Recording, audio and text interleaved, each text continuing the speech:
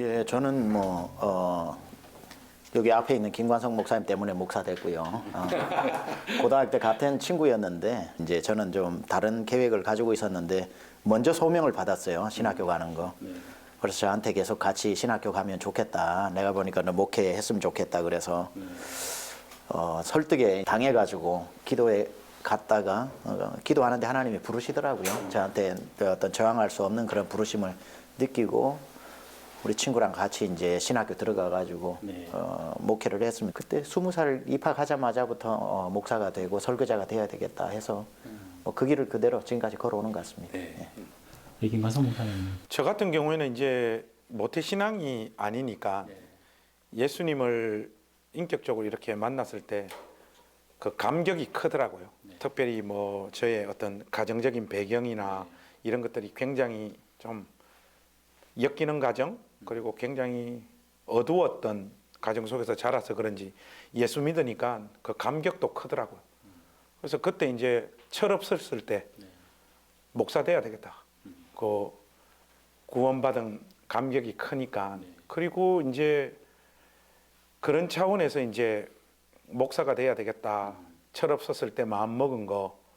근데 여기저기 이제 내뱉어 놓으니까 그냥 계속 그렇게 가지더라고요. 사람의 어떤 삶이 뭐 그 과정 속에 고민도 많고 했지만은 그래서 이제 목사가 된 것 같고, 설교자라고 하는 것은 한국에서 뭐 목회를 하면 설교 비중이 크니까 자연스럽게 이렇게 설교자가 됐는데, 설교자로 부름받은 어떤 확신 같은 거는 저런 것 같아요. 그냥 뭐 되게 의미 있거나 깊은 이유가 있어서는 아니고, 어릴 때부터 제가 뭐 말하면 재밌다 그랬어요, 사람들이. 그리고 말 잘한다 그러고. 그러니까 그런 것들이 이제 신학적인 지식들이 축적되어지면서 자연스럽게 그냥 설교자로서 또 어떤 사역을 하다 보면 여러 뭐 행정이나 뭐 음악이나 기타 설교나 여러 사역들 중에 그래도 그 중에서 설교가 그래도 자타, 나도 하면서 기쁘고 사람들도 설교자로 이렇게 인정해주는 그런 어떤 것들 때문에 자연스럽게 설교하는 사람으로 이렇게. 우리가 고등학교 때 학원 선교 연합회라고 있었어요. 학원 선교 연합회. 울산시 한 15개, 6개 고등학교가 있었는데 거기에 다 기독교 동아리들이 있잖아요. 찬양팀들이 있었어요. 중창단이. 그 중창단이 모여가지고 이제 뭐 심장병 어린이 돕기도 하고 뭐 고아원도 방문하고 음악회도 하고 그랬을 때 그 학원 선교 연합회 전체 회장이 김관성 목사님이었어요. 근데 이렇게 저는 뭐 이제 조그마한 임원 하나 했고, 근데 앞에서 이렇게 스피치를 할 때 굉장히 사람을 매료하는 그런 게 김관성 목사님한테 있었어요. 그때부터. 본인도 거기에 대한 스피치에 대한 확신을 내가 느꼈고, 그리고 듣는 사람들이 뭐 깔깔깔 웃으면서도 어떤 메시지가 있으니까 그게 보니까 지금까지 오는 것 같아요.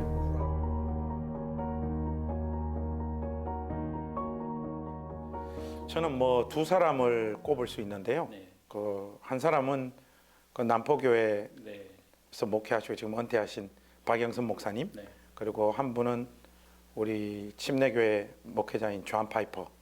이 두 분한테 설교자로서 제일 많은 영향을 받았던 것 같아요. 박영선 목사님한테 제가 받았던 영향은 하나님의 주권과 인간의 전적 타락이라고 하는 어떤 조직 신학의 큰 두 가지 축을 중심으로 하나님 말씀을 어떻게 풀어 설명하는지 그런 어떤 센스들을 제가 좀 배웠던 것 같아요. 동시에 박영선 목사님은 사람이 무엇인지, 인생이 무엇인지에 대한 아주 그 깊은 안목, 그러나 인간이 그 죄 가운데 허무하게 죽을 수밖에 없는 존재라는 것. 또 동시에 그러면서 이 인간을 복음으로 따뜻하게 품어내시는 하나님의 어떤 손길들.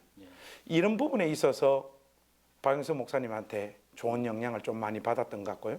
존 파이퍼 같은 경우에는 이제 신약학을 전공한 분이신데 우리 침례교 목사님이시면서 칼빈주의 구원론을 가지고 있는 분이기 때문에 저처럼 침례교회에서 목회를 하는 목사로서 내 위치를, 스탠스를 어느 정도 잡으면 되겠다라고 하는 그 어떤 앞선 걸음을 좀 보여주신 분이에요. 그래서 신학적인 어떤 방향의 침례교 목사로서 좀 이렇게 등불과 같은 이런 존재가 존 파이퍼였어요. 동시에 신약학자니까 본문 말씀을 철저하게 이렇게 주의하고 풀어가는 이런 어떤 모습들, 이런 부분에 있어서 영향을 많이 받았던 것 같아요. 그래서 특별히 왜 그 하나님을 기뻐하라라고 하는 책에 보면 우리가 하나님 그분을 가장 만족해할 때 하나님 그분이 우리 안에서 가장 큰 영광을 받으신다라고 하는 그러니까 뭔가 어떤 성공하고 성취하고 무사람들이 이렇게 알아줄 만한 삶의 결과가 있었을 때 하나님 앞에 영광을 올리는 것이 아니라고 하는 그래서 목회자로서 설교자로서 제 인생에 대해서 굉장히 자책하고 걸어갔던 사람인데 존 파이퍼를 만나면서 그걸 좀 넘어서 일하시는 하나님을 이렇게 만나게 된 것 같아요. 그런 의미에서 두 분을 이렇게 꼽을 수 있겠습니다. 우리 최근남 목사님. 예, 저는 특별히 이제 박영선 목사님을 우리 때에 뭐 이렇게 영향을 받지 않은 사람은 없었을 것 같고요. 그리고 우리 김관성 목사님은 이제 신학과로 들어갔고 저는 기독교교학과로 들어갔기 때문에 저보다 아무래도 신학적인 책을 먼저 접하고 읽으면 저한테 소개를 많이 해줬어요. 그래서 저는 박영선 목사님을 전혀 모를 때 이제 김관성 목사님이 야 병나가 이거 압권이다 압권 하면서 이제 그때 준 게 이제 구원 뭐 하나님의 열심 구원 그 이후 즉각성 점진성 이런 책들 그런 책들을 보면서 좀 매료가 되죠. 왜냐하면은 한 번도 지금까지 목사님들을 통해서 접근하지 않은 그때는 율법적으로 그 다음에 이제 이미 예수 잘 믿는다 생각하고 이렇게 왜 안 사냐 이렇게 꾸짖을 때에 인간은 바닥이다. 하나님이 하시는 거지 인간이 할 수 없다라고 하는 전혀 새로운 완전히 업사이드 다운된 퍼스펙티브를 가지고 이야기를 하니까 이야 아브라함 이야기에서 우리는 아브라함이 갈 바를 알지 못하고 갔다는 그 아브라함의 위대성을 얘기할 때 아브라함은 아무것도 아니다. 그를 이끄신 분은 하나님이다 하니까 사실 뭐 김 목사님도 그렇고 저도 그렇고 아무도 없는 집안에서 교회를 갖고 집안이 기독교 집안이라서 밀어주는 장로님, 권사님, 집사님 있었던 데가 아니니까 잡을 수 있는 건 하나님이거든요. 근데 하나님의 주권이 얼마나 위로가 되는지 몰라요, 사실. 그래서 김관성 목사님 통해 가지고 저는 이제 그 박영선 목사님을 만나게 되고 동일하게 아마 영향력을 많이 같이 받은 것 같고 또 우리 때는 뭐 너나 할 것 없는 또 공통점들이 있잖아요. 로이드 존스 목사님 같은 경우는 뭐 좋아하든 안 좋아하든 그거 안 읽었다 그러면 공부 안 했네 이러고 뭐 읽었다 그러면 기숙사에 있을 때 그 최 목사하고 저하고 그 로이 존스 로마서 강의하고 에베소서 강의 누가 이거 빨리 읽느냐 해가지고 내기해가지고 하루에 한 권씩 그거 하루에 한 권씩 읽었어요. 에베소서 같은 경우는 7권 있는 걸 일주일 만에 다 읽었어요. 이게 두꺼운 건 700페이지, 짧은 건 뭐 500페이지 이거를 울산으로 이제 운전 내려가면서도 그때는 이제 뭐 교회 봉고차 타고 다니면은 후배 하나 태워가지고 너 내려가는 4시간 동안 무조건 네가 읽어라.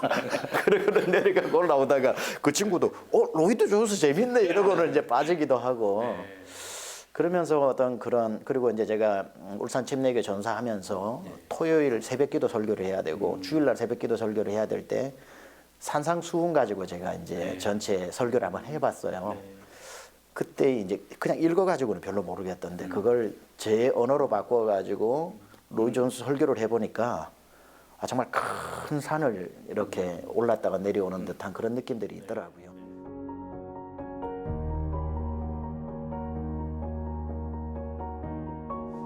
저는 이제 아무래도 그런 하나님의 주권에 대한 것들이 영향을 받다 보니까 처음에 이제 목회 세미한교회를 이제 개척하고 설교를 할 때에 계속 이제 그 어떤 하나님의 주권에 대한 이 설교가 어떤 하나의 안경이 되면 렌즈가 되면 성경 모두를 그렇게 또 해석하게 되잖아요.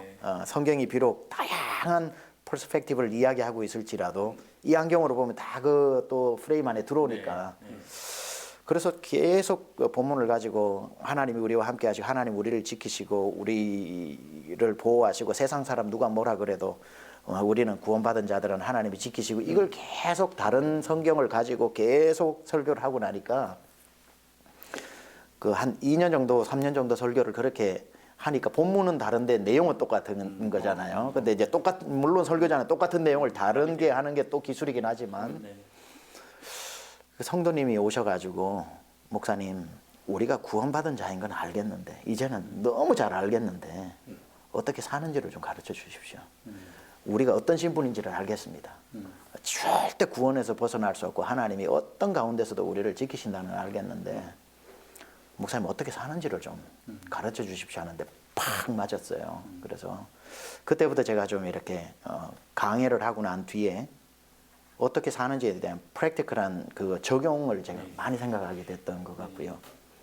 한 번은 저희 집 사람은 절대 제 설교에 대해서 코멘트를 안 하거든요.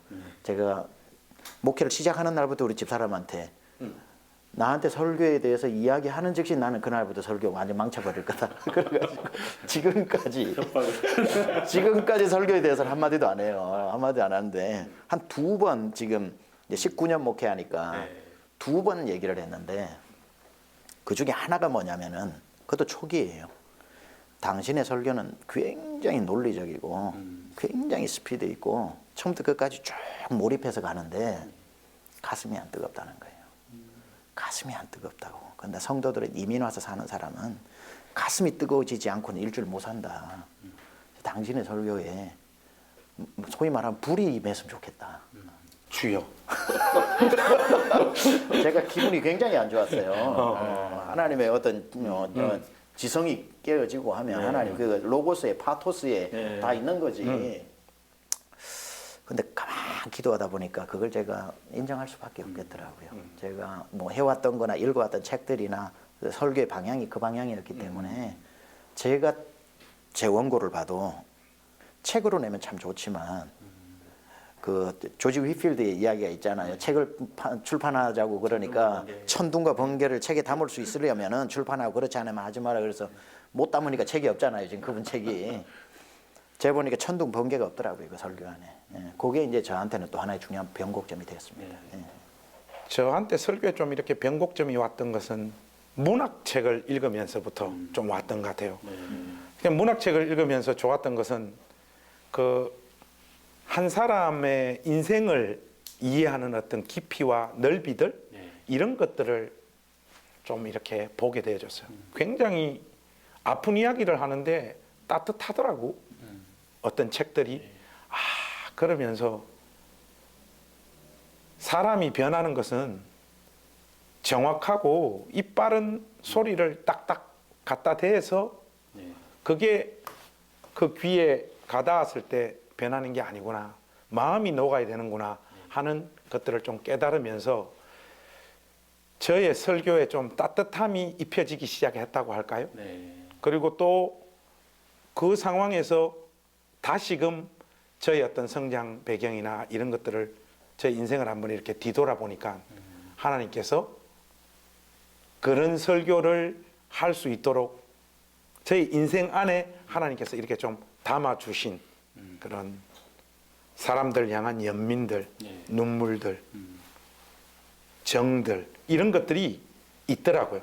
그러면서 이제 당위적인 메시지를 외치기보다는 성도들의 삶의 실존을 이해하는 방향으로 조금씩 이렇게 설교가 변해갔던 것 같아요. 예.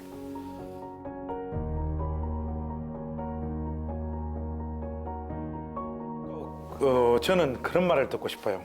제가 옛날에 그 책을 출간했을 때 본질이 이긴다. 뭐 이런저런 뭐 서평도 해주시고 뭐 댓글들도 달아주시고 했는데 제가 개인적으로 듣고 제일 좋았던 표현은 저거였어요. 목사님 저 글이나 설교는 따뜻한 칼이다. 그래서 어떨 때는 막 굉장히 칼 가지고 막 이렇게 쑤시고 들어오는데 찔리고 나면 좀 이렇게 따뜻하다. 이런 코멘트를 들었는데 그게 굉장히 큰 위로가 됐어요.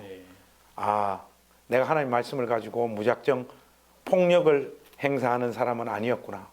또 어떤 사람 마음에서 이게 그냥 따뜻하게 이렇게 다가왔구나. 이런 이야기를 들으면서 참 좋았는데 우리 성도들로부터도 그런 설교자로 기억되어지고 싶어요.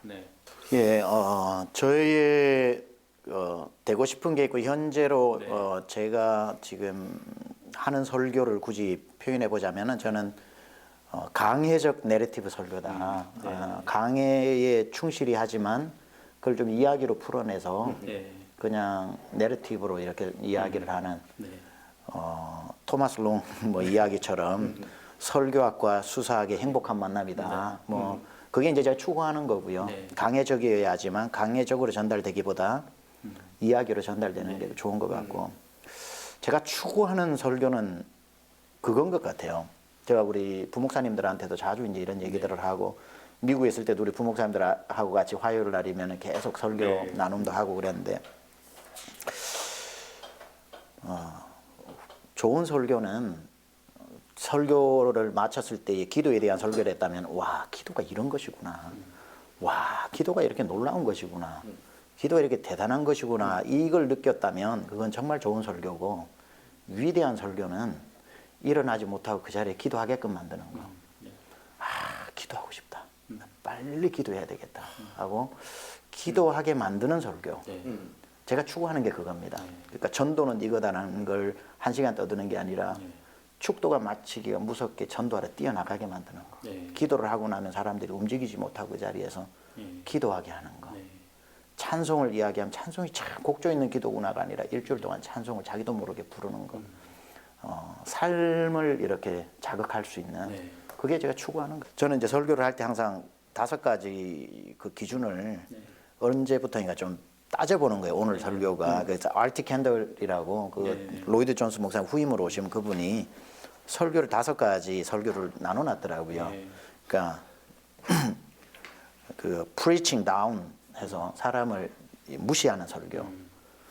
그다음에 preaching up 해서 사람을 의식하는 설교. 그다음에 이제 preaching at 이렇게 어떤 특정한 사람에게 이렇게 설교하는 거. preaching for 그 성도의 구미에 맞추는 설교. 근데 제일 최고의 설교는 preaching to라고 그러더라고요.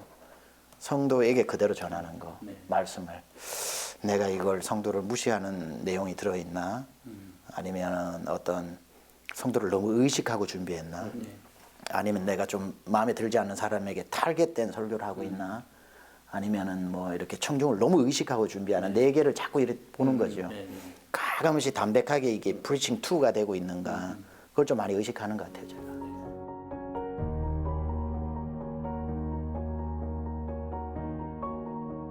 제 목회 철학이에요. 설교의 철학이라기보다는 누가 이제 자주 묻더라고요. 목사님의 목회 철학이 뭐냐고. 그럼 저는 항상 얘기하는 게 이제 갈라디아서 4장 19절을 얘기하거든요. 형제들아, 너희 속에서 하나님의 형상이 이루어지기까지 내가 해산하는 수고를 아끼지 않는다. 이 설교자는 해산하는 수고라고 생각하고요. 목적은 하나님 그 예수를 믿음으로 말미암아 시작되어진 회복되어진 이마고 데이 하나님의 형상이 그리스도의 형상에까지 완전히 그 fully mature라고 그러죠. 자라는 그거. 물론 사람이라는 게 자라는 존재도 아니고 변하지 않는 존재이기도 하고 다 해놓으면은 또 제자리 걸음을 하는 거지만 그걸 알면서도 자라기를 포기하지 않고 수고하는 그게 설교자지 않는가. 내가 설교를 했으면 요만큼 자랐을 텐데 또 설교했으면 이만큼 자랄 거라고 생각을 하면은 자라지 않는 것에 너무나도 실망하지만 설교자는 마치 돌아오지 않는 아들을 기다리는 게 부모인 것처럼 자라지 않는 것을 어느 정도 알면서도 자랄 것을 기대하고 계속 물을 뿌리는 사람. 그게 이제 해산하는 수고. 너희 안에 그리스도의 형상을 이루기까지 내가 해산하는 수고를 아끼지 않는 그게 설교자요 목회자가 아닌가 생각합니다. 주일날 교회를 이렇게 찾아오는 성도들이 뭐 깊은 생각하고 안 와요. 그리고 그들의 어떤 영적인 상태를 보면 그 집에 빨리 가려고 교회 오는 사람들이 많습니다. 그냥 별 생각 없이 큰 기대 없이 교회 와서 거기 앉아 있는 사람들이 설교를 통해서 그 하나님 말씀에 기록되어진 대로 나도 저렇게 영광스럽게 한번 살아보고 싶다라고 하는 갈망을 불러일으키는 것. 그게 설교의 궁극적인 목적이 아닐까 그렇게 생각합니다.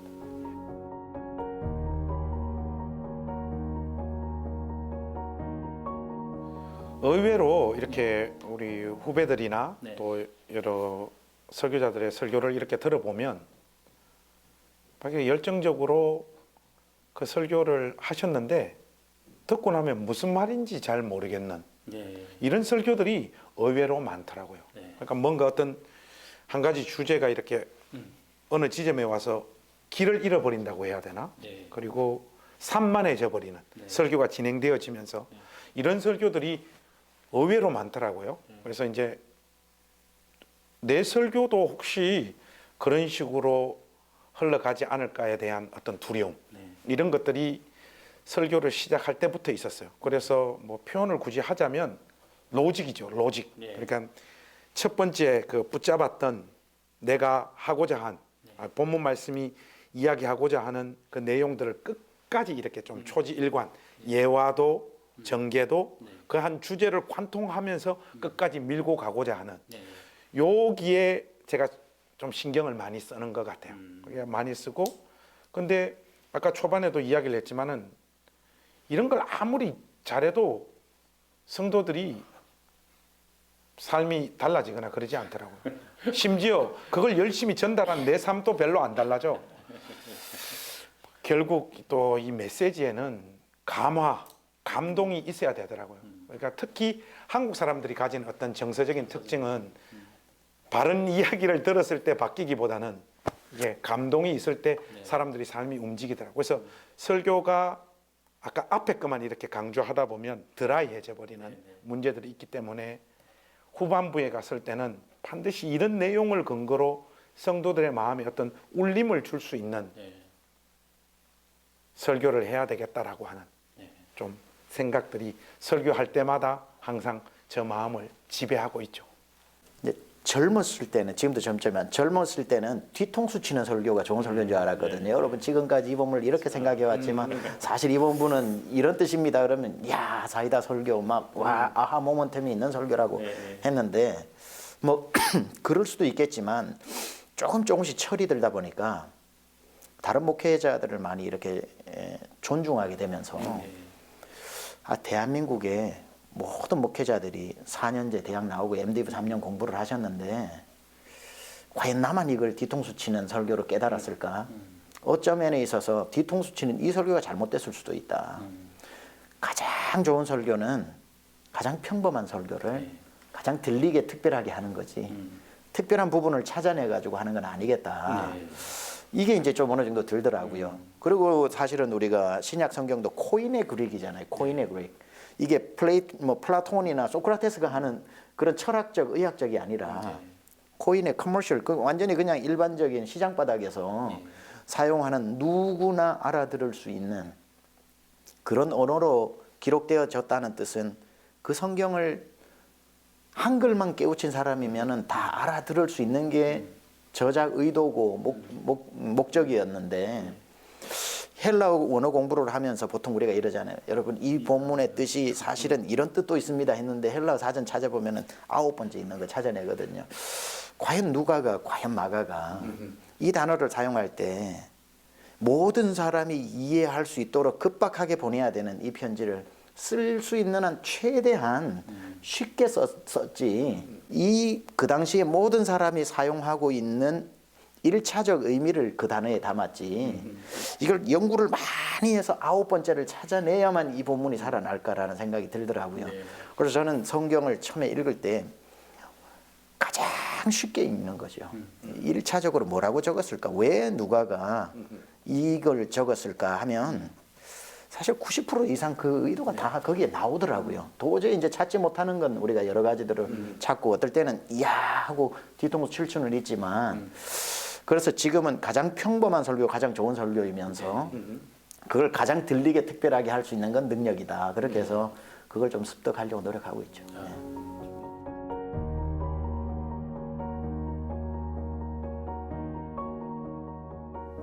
최 목사 설교를 이렇게 들어보면 표현도 그렇고 설교 자체가 성도들 귀에 가서 하나님 말씀을 아주 친절하게 이렇게 읽어주는 듯한 느낌을 받아요. 그리고 또 이거는 참 어려운 건데 많이 배운 사람 그리고 불황무식한 사람들 있잖아요. 아주 뭐 배움이 없는 사람 누가 들어도 하나님 말씀으로 많이 배운 사람이 수준 떨어진다. 뭐 저런 평범한 걸 이야기하냐 그렇게 말하지도 않고 배우지 못한 사람이 설교가 너무 어렵다라고 느껴지지도 않을 만큼 누가 들어도 그 영혼의 은혜를 받는, 사실 이게 제가 볼 때는 설교자가 구사할 수 있는 최고의 경지라고 저는 생각을 하거든요. 그래서 내 친구지만 나도 좀 저렇게 설교하고 싶은데 싶은 그런 생각이 들죠. 예. 김관성 목사님 친구로서의 설교는 뭐니 뭐니 해도 뭐 최고의 설교가고요. 한 편씩 이렇게 들어보면은 이야기를 하나의 큰 테마를 쭉 끌고 가는 그게 굉장히 힘이 있는 것 같고. 근데 그런 여러 가지 많은 장점 중에서도 김관성 목사님 최고의 장점은 저는 성육화되어진 설교다 생각을 해요. 인카네이션 되어진 거. 왜냐하면 이 일반적인 그 모든 인간 군상들의 삶의 그 비루한 인생을 너무 잘 이해하는 거죠. 예. 그러니까 저도 시골에서 컸고 산에서 나무하고 컸고 소 먹이면서 컸고 아버지 일주일에 7일씩 술 마시고 어머니랑 일주일에 7일씩 싸우는 집에서 살았지만 김관성 목사님이 그 어떤 삶에서 막 부르짖는 성도들을 위로하는 설교까지는 그 지점으로 못 내려가는 것 같아요. 예. 스타일도 아닌지는 모르겠고 언어 구사력이라든지 이런 게 부족해서 언어가 거기까지 닿지 않아서 그럴 수도 있는데, 김관성 목사님 오늘도 인터뷰 때도 그랬지만 설교 때도 여러분 그게 힘들잖아요. 이거 한마디 하면 사람들이 그 설교 안으로 쑥 들어가는 것 같아요. 그래서 설교의 탁월함이야 말할 수도 없지만 성도들은 그것보다는 저 목사님 우리 목사님이구나. 저 목사님은 우리를 아는구나. 나도 뭐 죽으라고 노력을 안 하나 하는데 안 되는 거 어떡하냐 하는데 목사님이 죽으라고 노력해도 안 되잖아요. 이 한마디에 그냥 오히려 큰 은혜를 받는. 어떤 경우는 잘 살아야 된다 해서 도전도 받겠지만 그게 아니라 여러분 해도 잘 안 되잖아요. 두 번째, 자기 비하를 적절히 하거든요. 그래서 나도 안 됩니다 이러면 성도들은 그 한마디에 은혜 다 받는 거거든요. 그래서 저는 그 설교의 특징을 성육화되어진 설교다, 저는 이렇게 표현하고 싶어요. 그게 최고죠, 사실. 그게 이제 사람들은 내가 그 설교를 하기 위해서 그 말을 하는 줄 알아. 예를 들면 제가 그 우리 설교하다가 제가 했던 표현인데, 여러분 하나님 어차피 우리 잘 안 도와주니까 우리끼리라도 서로 사랑하고 살아야 됩니다 하니까 뭐 교인들이 웃죠. 웃는데 목사님 오늘 그거 좋았어요 하는데 그건 나 진심이거든. 내가 목회 현장에서 왜 이렇게 하나님 이렇게 안 도와주시나 그렇게 느끼는 날들이 많잖아요. 그래서 그 진심이에요, 진심. 설교를 하려고 하는 게 아니라. 김 목사님의 장점은 설교자는 그 자기 삶을 뛰어넘는 하나님의 어떤 신탁되어진 말씀을 증언해야 되는 책임도 있는데, 그걸 이제 증언하다 보면 설교자는 자기를 설교 뒤에 숨기게 되잖아요. 그 설교자는 사라지고 말씀만 남지만 말씀이 꼭 공허한 메아리처럼 들려버리니까 그게 문제인 거죠. 만약에 자기를 숨기고 말씀을 전했는데 말씀이 살아 움직인다면 그건 최고의 설교지만, 자기를 숨겨버리는 설교는, 설교자가 사라져버린 설교는 사실은, 그러니까 이 통로라는 게 중요한데, 김관성 목사님 같은 경우는 그 설교에 자기 자신을 적극적으로 참여시키고 자기도 그런 어떤 부분에 있어서 연약함을 고백하고 이런 것들은 설교자의 용기죠, 사실은.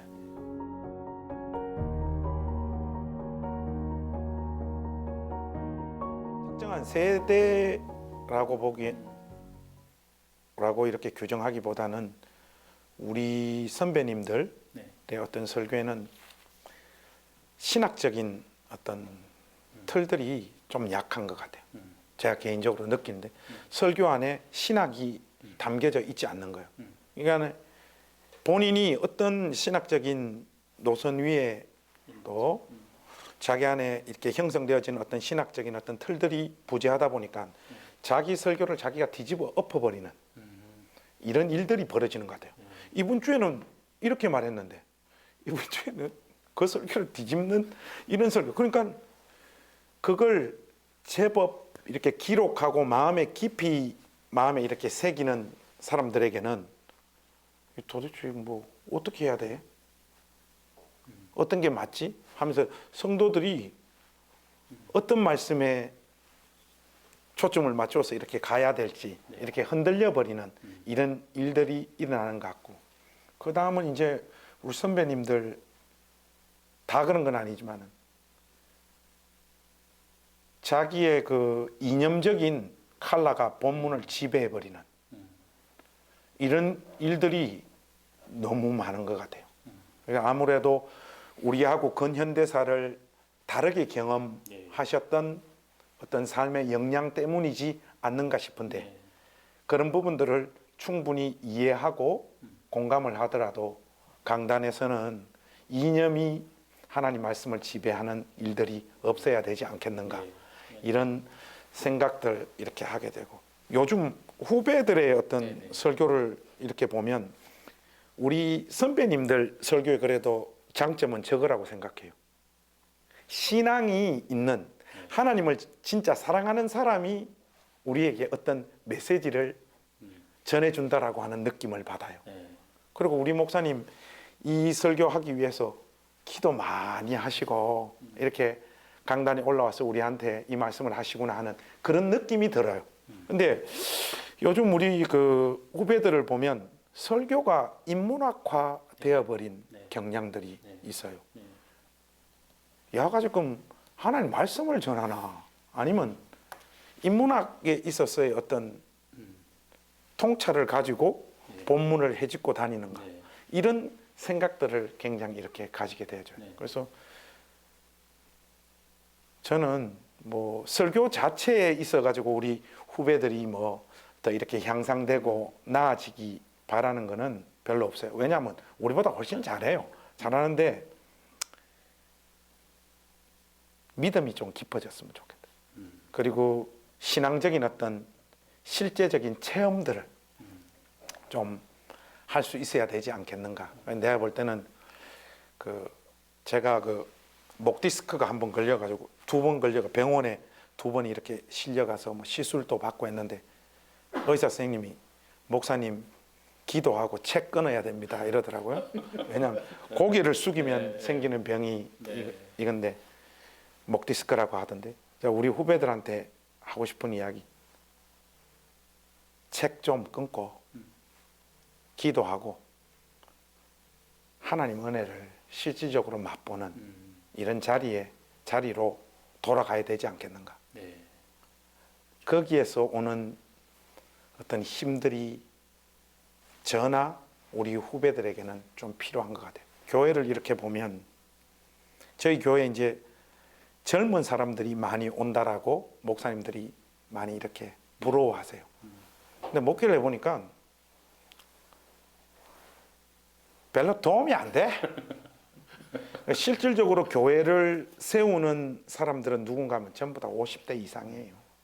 교회 사랑하고 하나님 말씀 귀한 줄 알고 교회에 헌신하고 또 함께 모여서 뭐든지 이렇게 해보려고 하고. 근데 이게 50대 이하는 보면 굉장히 개인주의화 되어져 버렸는데, 그게 우리 50대 이하 설교자들에게도 그런 경향들이 똑같이 이렇게 나타나는 것 같아요. 왜 그럴까 생각해 보니까 우리 50대 이상은 은혜 받은 경험들이 있는 세대인 거예요. 그게 뭐 기복신앙이다, 뭐 어떻게 문제가 되어지는 어떤 부분들도 많지만은 어쨌든 부흥회다, 사경회다, 기도원이다, 이런 어떤 과정들을 통해서 은혜를 경험해보고, 이게 말로 다 표현할 수 없는 은혜가 그 마음 가운데 담겨 있는데, 우리 시대 저를 비롯한 우리 후배들에게 있어서는 그런 체험들이 부족하다 보니까 자꾸 어떤 이론들, 책 읽는 거 이런 쪽으로 강조되어지다 보니까 굉장히 수려하게 말을 하고 설교도 굉장히 잘하는데 어떤 역사는 나타나지 않는 이런 현상들을 이렇게 지켜보게. 이렇게 이제 목회를 좀 하다 보니까 먼저 목회하신 목사님들이 참 대단해 보이시더라고요. 왜냐하면 30년 한 교회에서 은퇴하신 거, 와, 정말 대단하시다, 그 자체만으로.